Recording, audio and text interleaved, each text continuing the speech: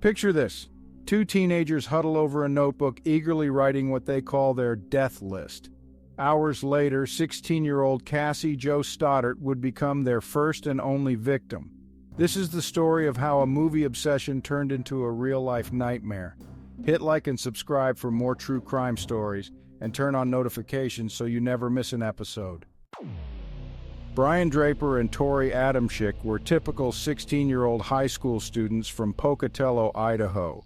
But beneath their ordinary exterior lurked a dark obsession with horror films, particularly the Scream franchise. These movies didn't just entertain them, they shaped their twisted fantasies and desires. The extent of their dangerous fixation became clear in chilling video recordings. In one, Draper coldly stated, "We're writing our plan right now for tonight. It's going to be cool." Little did anyone know that this wasn't just teenage bravado or make-believe. For Draper and Adamcik, the line between fiction and reality was about to blur in the most horrifying way possible. While two boys plotted murder, a responsible teenager was simply going about her normal life. But what made Cassie Jo Stoddart the perfect target for Draper and Adamcik's horrific plan? Cassie Jo Stoddart was a 16-year-old high school student from Pocatello, Idaho. Unlike her soon-to-be killers, Cassie was described as a responsible teenager with a bright future ahead of her. On the fateful night of September 22, 2006, Cassie was house-sitting for her aunt and uncle, taking care of their pets while they were away. It was a task that showcased her trustworthy nature, a stark contrast to the dark intentions brewing in the minds of her classmates. Cassie's life was filled with the typical experiences of a teenage girl. She was a straight A student, demonstrating her dedication to her studies and her ambition for the future. Her family described her as a good girl who steered clear of drugs and alcohol, painting a picture of a young woman with a strong moral compass and a level head on her shoulders. These qualities, which should have been admired, tragically made her an appealing target in the warped minds of Draper and Adamcik. On the night of her murder, Cassie had invited her boyfriend, Matt Beckham, over to the house. The couple planned to spend a quiet evening together watching a movie, a normal activity for teenagers on a Friday night. Little did Cassie know that this ordinary night would be her last, and that her innocent plans would intersect with a sinister plot concocted by two of her peers. Earlier that day, Draper and Torey Adamcik had been busy creating what they chillingly referred to as a death list. This list, a manifestation of their twisted desires, included Cassie's name. In a disturbing video recording, the boys discussed their plan to murder Cassie, referring to her as perfect and stating she had to be the one. The creation of this list on the very day of Cassie's murder underscored the premeditated nature of their crime and offered a glimpse into their disturbing mindset. But what made Cassie the perfect victim in the eyes of these would-be killers? Was it her innocence, her trustworthiness, or simply her availability on that particular night? The answer likely lies in the distorted logic of Draper and Adamcik, whose obsession with horror movies had warped their perception of reality. In their minds, Cassie may have fit the profile of the quintessential horror movie victim, young, innocent, and unsuspecting. As the evening of September 22nd approached, Cassie was blissfully unaware of the danger that lurked nearby. She was preparing for a quiet night with her boyfriend, perhaps looking forward to a break from her studies and responsibilities. Meanwhile, Draper and Adamcik were putting the final touches on their horrific plan, their minds filled with scenes from horror movies and their own violent fantasies. The last moments of Cassie's life were spent in the company of her boyfriend, Matt Beckham. As Matt left the house, leaving Cassie alone, he had no idea that he was unknowingly setting the stage for the brutal attack that was to follow. It was a cruel twist of fate that Cassie's final moments of peace were immediately followed by unimaginable terror. The sound of Matt's car fading into the distance marked the beginning of Cassie's ordeal. But for Draper and Torey Adamcik, It signaled the start of their deadly performance. What chilling steps did these two high school students take to turn their murderous fantasy into gruesome reality? With Cassie alone in the house, Draper and Adamcik seized their moment.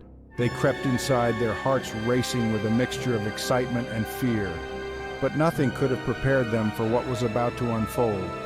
The attack on Cassie Jo Stoddart was swift and merciless. The boys' carefully planned horror movie scenario quickly spiraled into a frenzy of violence that surpassed even their darkest imaginations. Cassie was stabbed approximately 30 times, with 12 of the wounds being potentially fatal. The brutality of the assault was a stark contrast to the stylized violence they had consumed in countless horror films. In the aftermath of their heinous act, the reality of what they had done began to sink in. The adrenaline rush faded, replaced by a sickening realization. This wasn't a movie. There would be no director yelling cut, no special effects team to clean up the blood. The horror was real and it was irreversible. Draper's chilling video confession captured the surreal disconnect between their expectations and the grim reality they now faced. "I just killed Cassie. We just left her house," he said, his voice eerily calm. "This is not a F. King joke. I stabbed her in the throat and saw her lifeless body just disappear." The detachment in Draper's words was palpable, reflecting a mind struggling to process the enormity of his actions. He continued, expressing a sense of disbelief about the speed of the murder. "Dude, I just killed Cassie. That felt like it wasn't even real. It went by so fast." This statement revealed the stark contrast between the drawn-out tension of horror movie kills and the brutal efficiency of real-world violence. In their twisted fantasies, perhaps they had imagined a prolonged cat-and-mouse game, complete with witty one-liners and dramatic reveals. Instead, they were confronted with the shocking speed and finality of taking a human life. The aftermath of the murder was far from the glorified scenarios they had envisioned. There was no sense of accomplishment, no rush of power.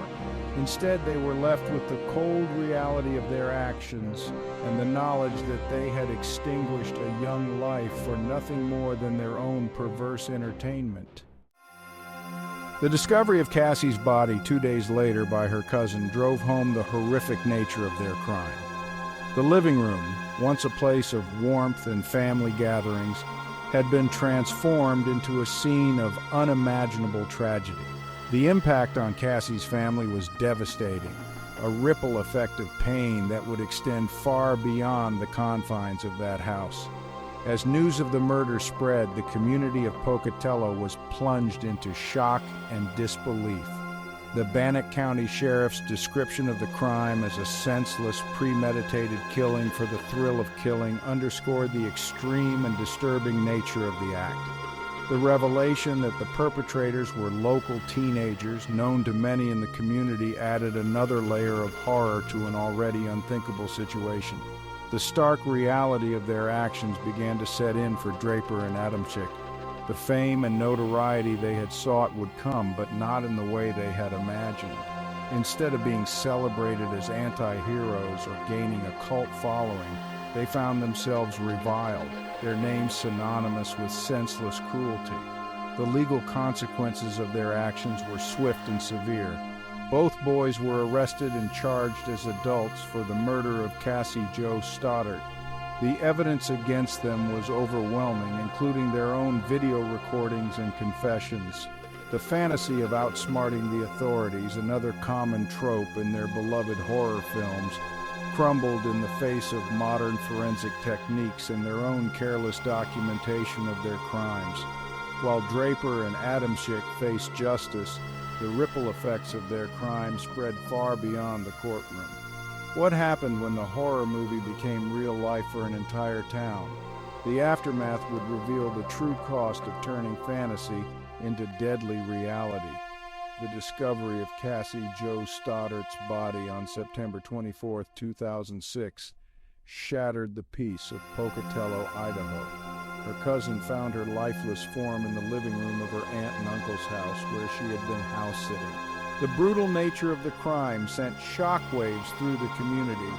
Cassie had been stabbed approximately 30 times, with 12 of the wounds potentially fatal. The living room, once a place of warmth and family gatherings, had become a scene of unimaginable horror. As news of the murder spread, fear gripped the town. Parents kept their children indoors, neighbors eyed each other with suspicion, and a sense of unease settled over Pocatello like a heavy fog. The initial investigation faced challenges. Investigators considered Cassie's mother's boyfriend as a person of interest due to fingerprints found at the scene. However, he was quickly cleared after providing a reasonable explanation for his presence at the house. The breakthrough came just 5 days after the murder. On September 27, 2006, Draper and Torey Adamcik were arrested. The community's shock deepened as they learned the killers were local teenagers, classmates of the victim. This revelation highlighted the unexpected nature of the crime in a seemingly safe environment. How could two ordinary high school students commit such a heinous act? The arrest of Draper and Adamcik exposed the dark underbelly of their obsession with horror movies.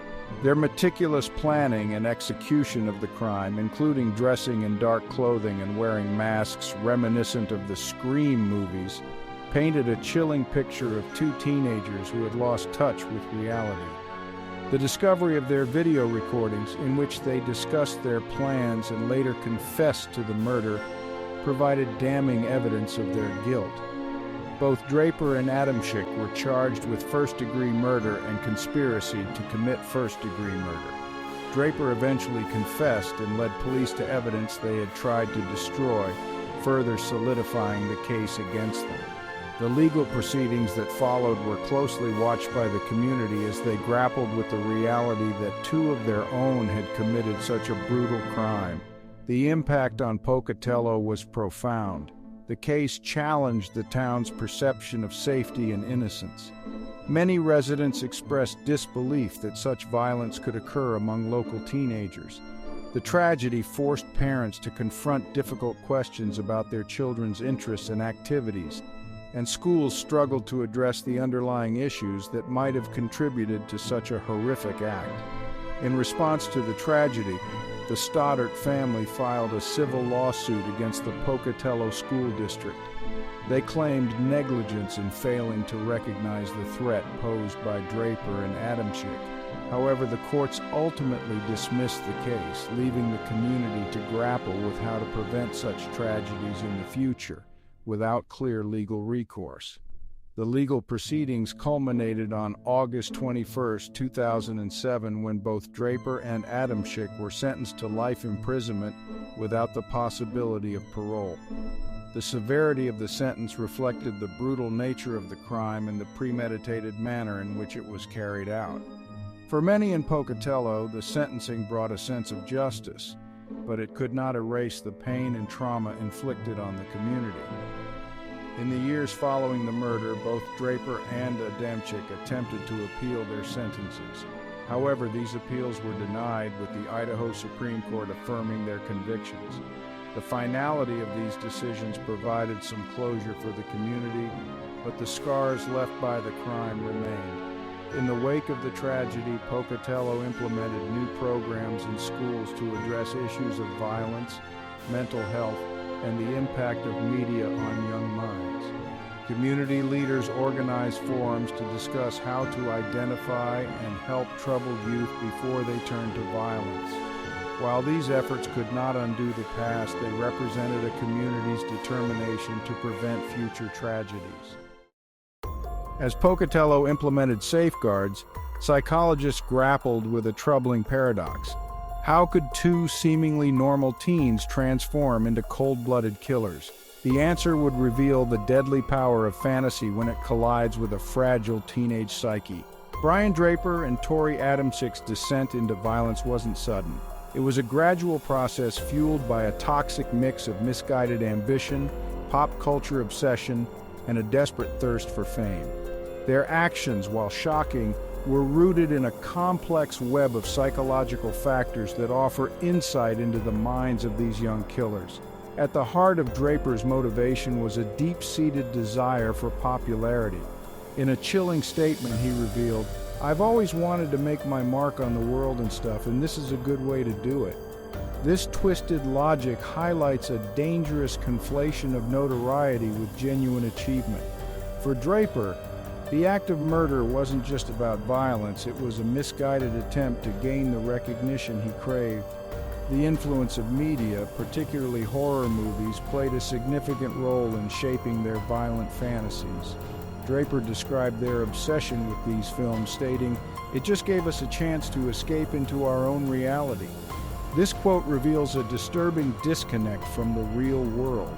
The teens had created an alternate reality where the graphic violence of horror movies became a template for their own actions. Their fascination with horror films, especially the Scream franchise, went beyond mere entertainment. It became a framework for their violent fantasies, blurring the lines between fiction and reality. The boys' meticulous planning, including their choice of attire and weapons, mirrored scenes from their favorite movies. This imitation of cinematic violence demonstrates how deeply embedded these fictional narratives had become in their psyches. Perhaps most alarming was Draper and Adamcik's idolization of Eric Harris and Dylan Klebold, the perpetrators of the Columbine High School massacre. Draper explicitly drew this parallel, stating, "Like Eric Harris and Dylan Klebold."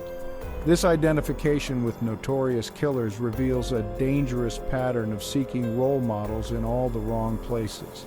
The teens saw violence not as a horrific act, but as a path to infamy. The psychology behind their actions also points to a superficial understanding of friendship. Draper acknowledged that his relationship with Adamcik was primarily based on their shared interest in horror movies. This lack of deep, meaningful connections may have contributed to their detachment from normal social norms and empathy. Draper's description of being lost in the moment during the lead-up to the murder suggests a state of dissociation. This mental state allowed them to distance themselves from the reality of their actions, further blurring the line between their violent fantasies and the brutal act they were about to commit. The case of Draper and Adamcik raises important questions about the impact of media violence on impressionable minds. While it's crucial to note that millions of people consume violent media without becoming killers, this case highlights the potential dangers when such content intersects with other risk factors like social isolation, a desire for notoriety, and a lack of empathy. Their story also underscores the importance of recognizing warning signs in teenagers. The boys' obsession with violent movies, their creation of a death list, and their discussions about murder were all red flags that went unnoticed or were not taken seriously enough by those around them. As investigators dug deeper, they uncovered a chilling truth. Draper and Adamcik weren't just inspired by horror movies, they were living in one. How did these teens blur the line between fiction and gruesome reality? Perhaps most chilling was the boys' attempt to script their crime like a movie. They created a death list of potential victims and documented their plans on video. This blurring of lines between fiction and reality suggests that for Draper and Adamcik, the boundaries between the cinematic world and real life had completely dissolved. Draper's statement, "I've always wanted to make my mark on the world and stuff, and this is a good way to do it," reveals a twisted logic that goes beyond mere imitation of movie violence. It suggests a fundamental misunderstanding of fame and achievement, one that was perhaps exacerbated by media portrayals of violent criminals as anti-heroes or cult figures. As the courtroom drama faded, a new chapter in this tragedy began to unfold. What happens when the cameras stop rolling and a grieving family is left to pick up the pieces? The Stoddart family's pursuit of justice took an unexpected turn, revealing the complex web of accountability in the wake of such a shocking crime. The brutal murder of Cassie Jo Stoddart left an indelible mark on the community of Pocatello, Idaho. Long after the media frenzy died down and the killers were sentenced, the ripple effects of this heinous act continued to be felt. The Stoddart family, grappling with unimaginable loss, sought answers and accountability beyond the criminal justice system. In 2010, Cassie's family filed a civil lawsuit against the Pocatello School District. Their claim alleged negligence on the part of the school system, arguing that they failed to recognize the threats posed by Draper and Torey Adamcik. This legal action represented not just a quest for justice, but a desperate attempt to make sense of a senseless tragedy. However, the courts ultimately dismissed the case, stating that the actions of the killers were not foreseeable. The dismissal of the lawsuit underscored the complex nature of accountability in cases of youth violence. While the school district was not held legally responsible, the case raised important questions about the role of educational institutions in identifying and addressing potential threats among their students. The emotional toll on Cassie's family was immeasurable. Her uncle poignantly described the impact on their lives, saying, "We just never went back in that living room. It was our dream home and it turned into a nightmare." This statement encapsulates the profound and lasting effects of violent crime on families and communities. A space once associated with warmth and safety had become a symbol of unthinkable horror. This tragedy raises critical questions about the nature of evil and how readily impressionable individuals can be swayed by media narratives. As one local police officer described it, this was a senseless, premeditated killing for the thrill of killing.